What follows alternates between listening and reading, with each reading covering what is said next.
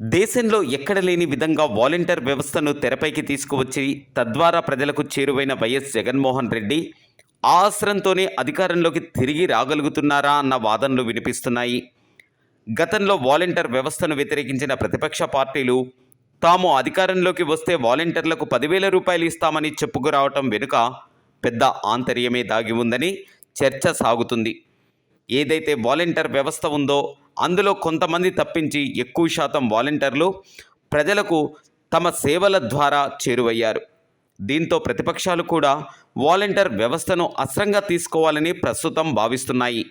అయితే దాదాపు 5 సంవత్సరాల పాటు వైఎస్ఆర్ కాంగ్రెస్ పార్టీ ప్రభుత్వం తరపున పనిచేసిన వాలంటీర్లు తిరిగి వైఎస్ జగన్మోహన్ రెడ్డికి బాసటగా నిలవాలని భావిస్తున్నట్లుగా తెలుస్తుంది. ఒకవేళ వైఎస్ జగన్మోహన్ రెడ్డి అధికారంలోకి వస్తే ఆ 10,000 ఆయనే ఇస్తారని కొంతమంది వాలంటీర్లు చెబుతున్నారు. ప్రస్తుతం ఏపీలో ఎన్నికలు సమీపిస్తున్న వేళ వాలంటీర్ల వ్యవస్థ మళ్ళీ హాట్ టాపిక్గా మారింది.